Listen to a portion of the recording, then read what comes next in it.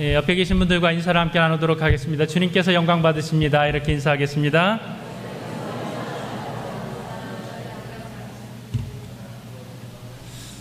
인천 혼성합창단 연결되게 된 것이 우리 교회에서 신앙생활을 하셨고 또 찬양대 함께 하셨던 노상경 집사님 계세요. 여러분 기억하시나요? 전에 바이엘 지사의 지사장으로 오셨던 노상경 집사님께서 연결을 해 주셨고 오늘 또 이렇게 은혜로운 찬양으로 함께 할 수 있었습니다. 감사드립니다. 누가복음 말씀을 계속 이어서 함께 나누고 있습니다. 지난주, 지지난주 불의한 청지기의 비유를 함께 나눴어요. 또 불의한 청지기의 비유를 통하여서 하나님께서 우리에게 주신 재물을 잘 사용해서 미래를 준비하는 것이 주님으로부터 칭찬받는 길이다. 이것을 나눴습니다. 부자와 나사로의 비유를 통하여서 누구에게나 갑자기 죽음은 찾아올 수 있고 죽음 앞에서 부자라고 하는 것이 아무 소용이 없으며 살아있을 동안의 삶을 통하여서 죽음 이후에 우리가 어떤 길로 나아가야 되는지 그 중요성에 대한 말씀을 함께 나누었습니다. 그 말씀을 하나하나 들어가면서 제자들에게 부딪혀오는 것이 있었으리라고 생각을 합니다. 그리고 오늘 우리가 읽지는 않았는데 그 앞에 용서에 대한 말씀을 주님께서 주시고 있거든요. 하나하나의 말씀을 자신들의 신앙생활과 비교를 했을 때 굉장히 부족하다라는 것을 절감했을 것 같아요.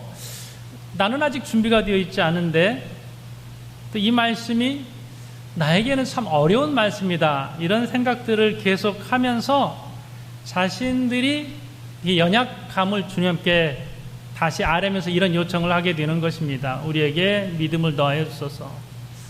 주님 말씀에 비춰봤을 때에 어쩌면 내가 음부에 떨어질 그런 부자처럼 세상의 것에 좀 집착하며 살고 있는 현실들, 주님 말씀과 너무 동떨어져 있어서 절박한 심정으로 주님 앞에 이런 요청을 하게 되는 것이죠. 그 말씀을 안다는 것과 실천하는 것은 너무나도 다릅니다. 그래서 왜 이렇게 제자들이 요청을 할 수밖에 없었을까? 우리에게 믿음을 더하여 주소서. 안다는 것이 실천으로 이어지지 않는 믿음의 약함을 보게 되는 것이죠.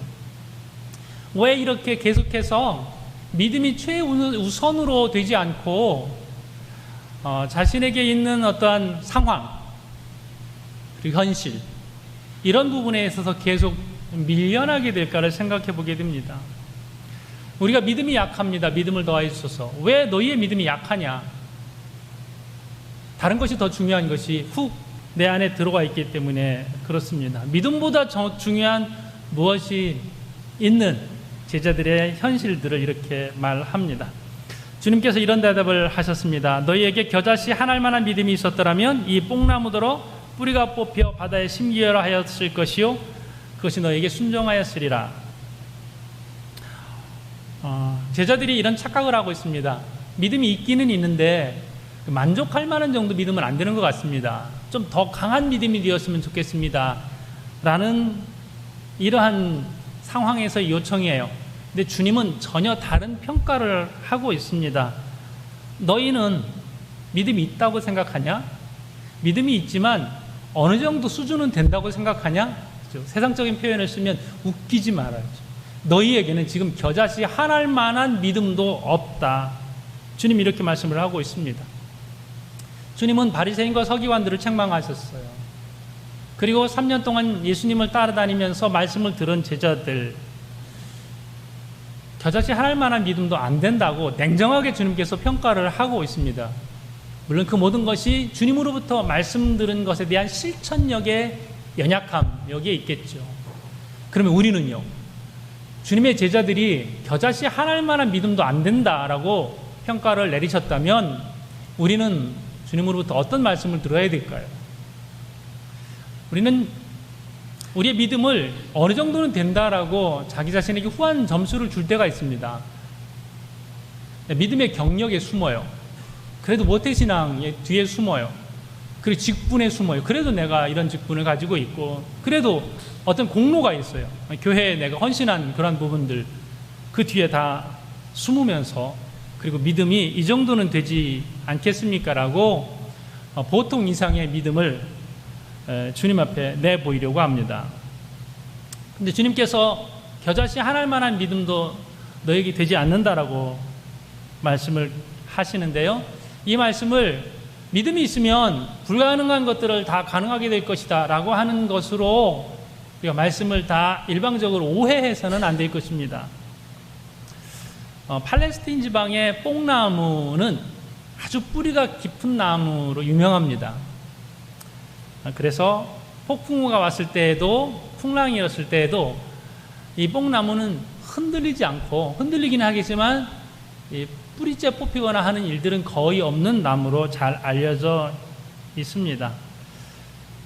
이때 주님께서 하시는 말씀, 믿음은 뽕나무가 뿌리가 깊이 박혀있는 이 뽕나무의 뿌리째 뽑히는 것, 이런 것으로 주님께서 연결해서 말씀을 하시는데요. 주님께서 겨자씨 하나일 만한 믿음, 이 뽕나무를 이렇게 생각합니다. 제자들 안에 깊이 뿌리 박혀 있는, 그래서 믿음을 전혀 키울 수 없는 그러한 것들, 뿌리째 뽑혀야 되는 제자들 안에 심겨 있는 그 무언가가 있습니다. 이거를 탐욕이라고 볼 수도 있겠죠. 자기 집착, 이런 것이 있겠죠.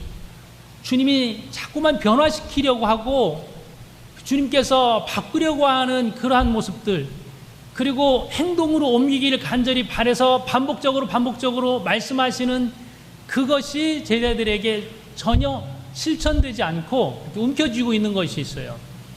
자기애나 물질에 대한 집착이나 환경에 대한 집착, 이런 부분들이 되겠죠.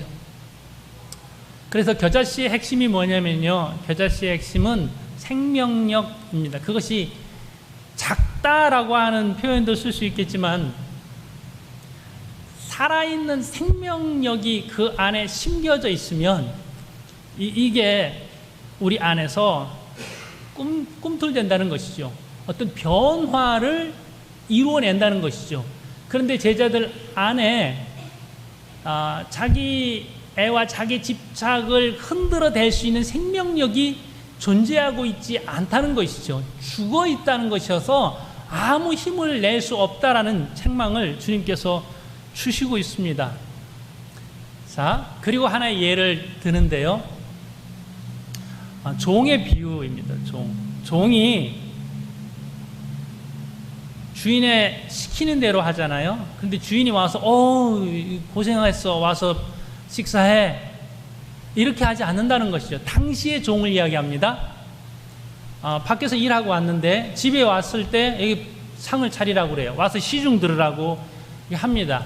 그래도 칭찬을 안 해준다라고 하는 것이죠. 여기서 분명하게 종이 누구냐, 종이 자신이 누구인지 분명한 정체를 알아야 한다라고 하는 것이죠. 자기가 누구인지를 제대로 평가를 하는 사람에 대한 말씀을 여기서 하고 있습니다. 누가 신앙이 잘하냐면요, 내가 누구인지를 명확하게 아는 사람이 신앙 성장해요. 자기를 종으로 아는 것이죠. 자기를 너무 높이 평가를 한다든지 자기를 과대평가를 하게 되면 믿음이 자라지 않는다는 것이죠. 아무든지 나를 따라오려거든 자기 십자가를 지고 자기를 부인하고 나를 쫓을 것이니라. 마가복음 16장에 있는 이 말씀, 주님을 따르는 사람에게 기본이 뭐냐면 자기를 부인하고 자기 십자가를 지는 것, 이것이 주님을 따르는 사람이 되어야 하는데 제자들의 모습을 보니까 자기 부인도 되지 않았고 자기 십자가도 지려고 하지 않습니다. 이 부분이 굉장히 센 표현이에요, 여러분. 십자가를 진다라고 하는 것은 내 자신이 좀 참아야지, 그래도 내가 이해해야지, 이 정도가 아니라 완전히 죽음, 완전히 자기 부인, 자기 내려놓음이 될 때만 된다는 것이죠. 어설프게 흉내내는 신앙 가지고는 안 된다는 거예요. 죽음이 있냐? 자기 삶이에요. 십자가에 못 박히면서 그냥 아픔 흉내? 너무 아프니까 아이고 안 하겠어요. 이렇게 할 수는 없잖아요. 십자가는 뭐예요? 완전히 생명의 끝이 되는 죽음이에요. 모든 그리스도인들이 여기서 출발해야 된다는 것이죠. 바울이 이렇게 했습니다. 자기를 가리켜서 가장 작은 자, 죄인의 괴수, 핍박자, 만물의 찢기, 이렇게 자기 자신을 평가를 하고 있습니다. 분명하게 자기 자신이 어떠한 사람인지를 아니까 그 다음에 작은 것 하나에도 감사할 수 있어요. 하나님을 어려운 가운데서도 찬양할 수 있는 것이죠. 로마서 맨 서두에 바울이 이렇게 표현합니다. 예수 그리스도의 종 바울은, 이 종이라는 표현이 쓰고 있습니다. 여기 오늘 누가복음에서도 종이라는 표현이 있고 바울도 스스로를 종이라고 표현합니다. 종은 그냥 노예일 뿐이고 그렇게 자기에 대해서 할 말이 있는 존재가 아닙니다. 종에게 소유권이 없습니다. 내 것이라고 할 수 있는 것이 없고 죽음까지도 자기의 것이 아니에요. 주인의 것이에요. 종에게 표현한 것은 딱 하나예요. 절대적으로 순종하는 것입니다. 그 순종을 통하여서 자기 정체성이 있습니다. 우리 자신의 존재를 완전히 다 내려놓고 그리고 주님께서 말씀을 통하여서 하나하나 주시는 그 말씀 앞에 순종해 나아가는 존재, 이 사람들이 그리스도인이라는 것이죠. 그런 면에서 믿음은 신념이 아닙니다. 신념과는 전혀 다른 것이죠. 어떤 분은 신념을 신앙으로 착각하고 있는데 그것도 아니에요. 다 그런 것을 내려놓고 온전히 십자가 앞에 순종하면서 나아갈 때에 그 다음에 겨자씨 하나 같은 믿음이 심겨져서 하나씩 생명력을 발휘하게 되는 것입니다. 종은 뭐하냐? 종은 당연히 주인의 말씀에 순종합니다. 오늘 여기서 표현하고 있는 것은 이거예요. 당연히 해야 될 일을 하지 않았냐? 그러면 우리의 존재는 뭐냐면요, 주님 앞에서 당연히 해야 될 거 그거 하는 사람이 그리스도인입니다. 근데 종이 당연히 할 일을 하지 않으면 그 다음에 뭐가 많아지냐면요, 말이 많아져요.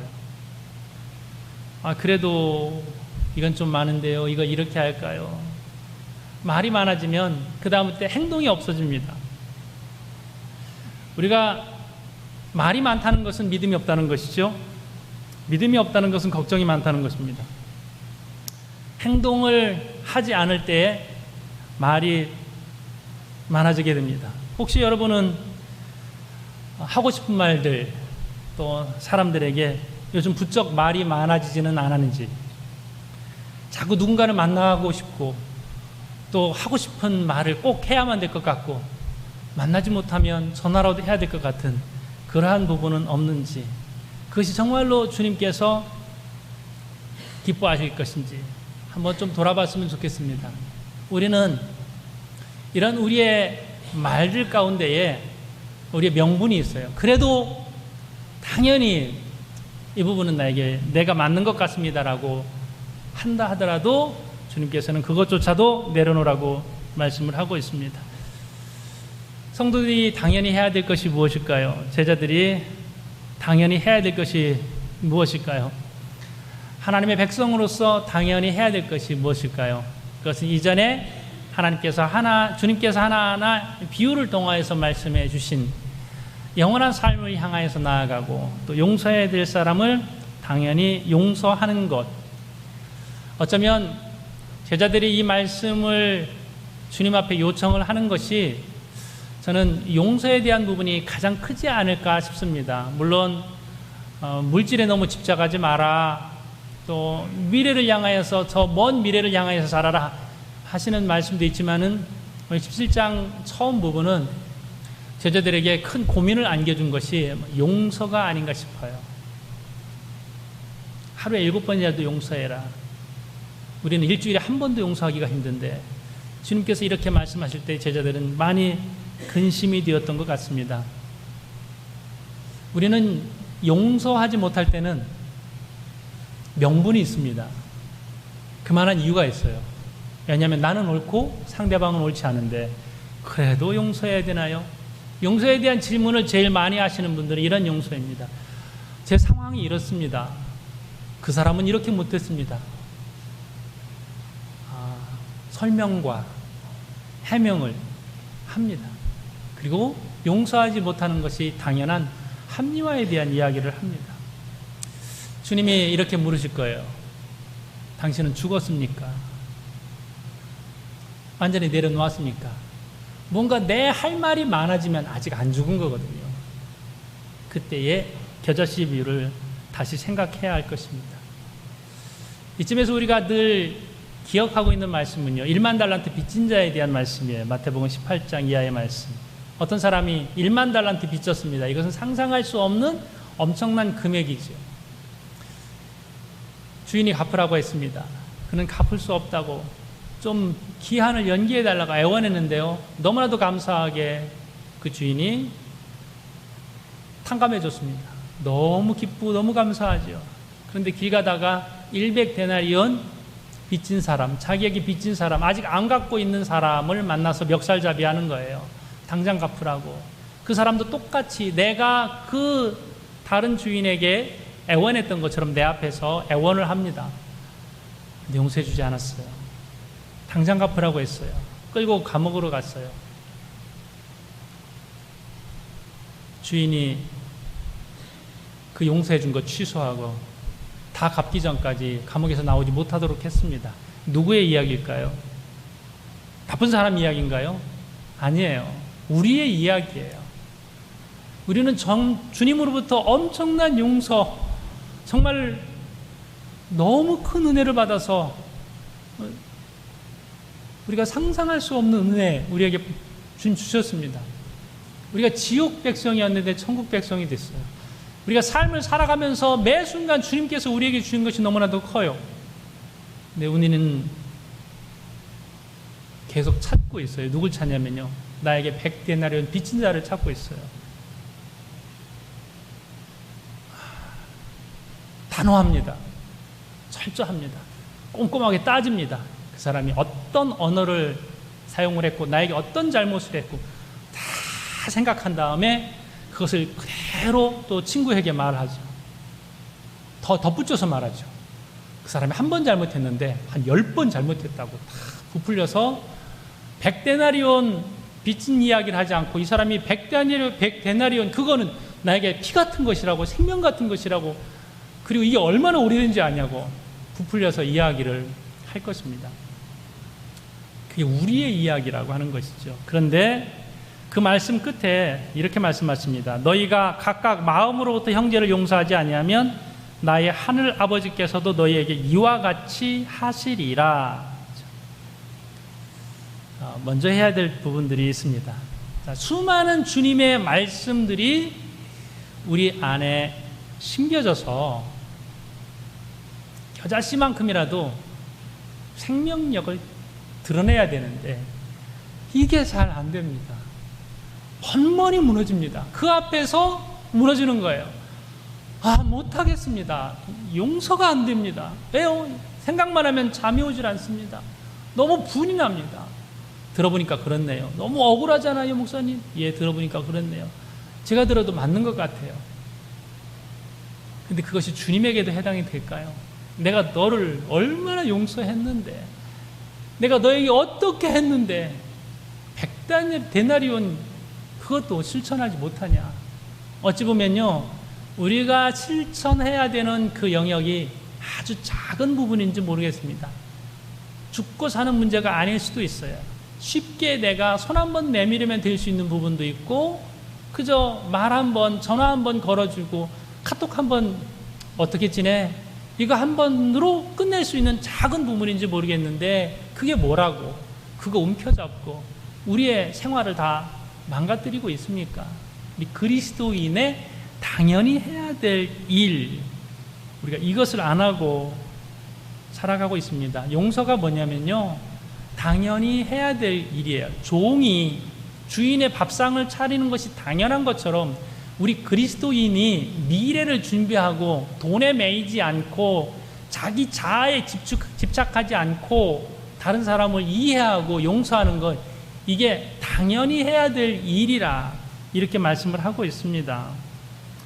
그래서 우리가 나아가야 될 부분은요, 주님의 긍휼을 덧입었기 때문에 우리가 긍휼을 베푸는 것입니다. 값없이 받았기 때문에 값없이 주는 것이에요. 이런 계산을 가끔 할 때가 있어요. 이런 선물을 내가 받았는데 이런 것을 내가 주면 너무 과한가?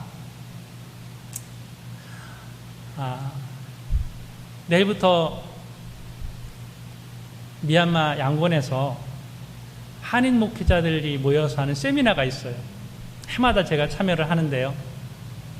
그 세미나에 참석을 하면서 목사님들이 각 나라에서 소소한 소품들을 가져와요. 우리 교인들이 이런 사업을 합니다. 그러면서 이제 말린 고구마 뭐 이렇게 장인에 가져오신 분도 있고요. 제가 이것을 사용해 보니까 너무 좋은 것 같아요. 그래서 하나씩 드리려고 가져왔어요. 수업이 끝나면 오전 수업에는 스리랑카에서 오신 선교사님이 테이블마다 이렇게 선물을 하나씩 놓고 또 그 다음 날은 누가 놓고 그래서 우리 필리핀에서 가시는 분들도 이렇게 뭘 준비하면 좋을까요? 상의도 하고요. 또 어느 분이 준비를 하시기도 했습니다. 그러다가 어제 갑자기 생각난 것이 우리 교회에서 지금 핸드메이드 수세미잖아요. 제가 무슨 고민을 한지 아십니까?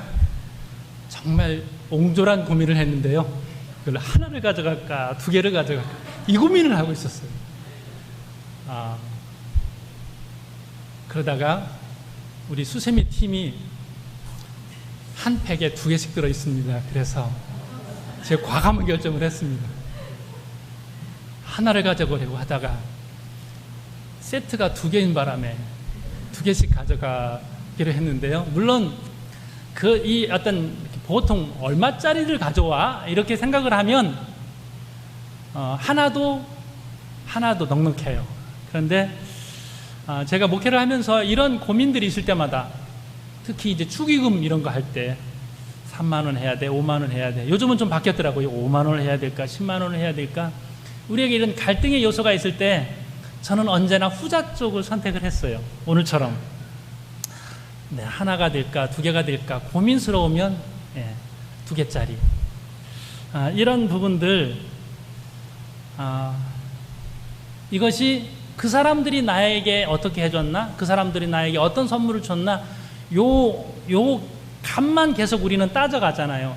그러면 이 정도도 뭐 괜찮을 수 있는데 주님으로부터 받은 것을 생각을 하면 이건 또 다른 부분이잖아요.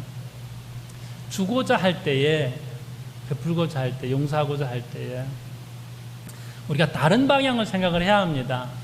그 사람이 나에게 준 것을 생각하는 것이 아니라 주님이 나에게 주신 것을 생각해야 돼요. 혹은 전혀 엉뚱한 사람이 나에게 은혜 베풀 그런 상황이 아닌데 내가 뜻밖의 은혜를 받은 그 상황을 생각을 해야 되거든요. 이것이 그리스도인들이 당연히 해야 될 거예요. 그것은 내게 던져진 상황 가운데서 내가 당연히 해야 될 것이 분명하게 있습니다. 우리에게 있어서 불평과 원망이 왜 생기는지 아십니까? 불평과 원망이요, 보상을 바라는 마음이 있어서 그래요. 기대감 때문에 그렇습니다. 그러면 기대감이 커지고 보상이 커지면 그동안에 우리가 쌓아놓은 수고가 다 무너져 버려요. 행복도 없어요. 이것이 당연히 해야 될 일로 주님 앞에 우리 자신을 완전히 내려놓고 나아가야 되거든요. 누가 칭찬을 해줘야 되는데 칭찬 안 해줘요. 알아주지 않아요. 수고를 했는데. 그래서 시험에 든다든지 삐진다든지, 그러면 내가 수고하고 고생한 건 다 연기처럼 사라져버리게 되는 것이죠. 여러분은 어떻습니까? 혹시 떠오르는 상황이 있나요? 가정 안에서 혹은 어떤 공동체 안에서 어떤 아쉬운 마음이 있지는 않은지, 당연히 나에게 돌아와야 될 것이 돌아오지 않는다 하더라도 우리는 주님으로부터 받은 것이 훨씬 더 큼을 인정해야 될 줄로 믿습니다. 불평이 있으면 난 속 좁은 사람, 그렇게 생각하시면 틀림이 없을 것 같아요. 제 이야기여서 제가 어려운 이야기를 꺼내기도 한 거고요. 나는 자격이 없습니다. 이 고백, 그 어떤 부분에서도 우리가 계속 실천하면서 나아가야 될 것인데 비교하지 않는 거거든요. 주님도 우리를 누구에게 비교하지 않아요. 너는 왜 저 장로님처럼 열심히 안 하냐? 이렇게 하지 않아요. 너 있는 자리에서 참 애썼다, 인정해 주시거든요. 우리 부모님들이 이러지 말아야지 하면서 툭툭 실수하는 것이 있어요. 그게 뭐냐면 자녀를 비교하는 거예요. 야, 옆집에 누구는 이번에 1등 했다더라. 분발해야 되겠던데.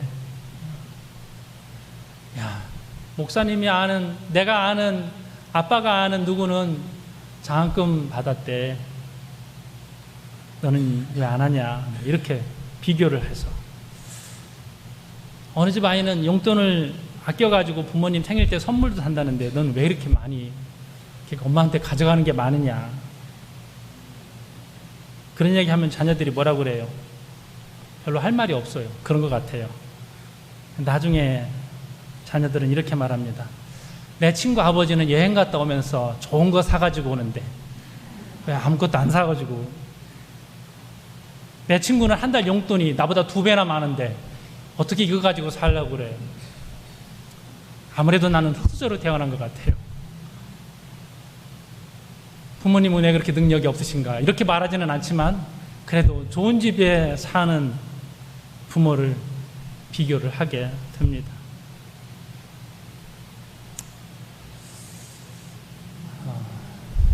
참 신앙에는 비교가 없습니다.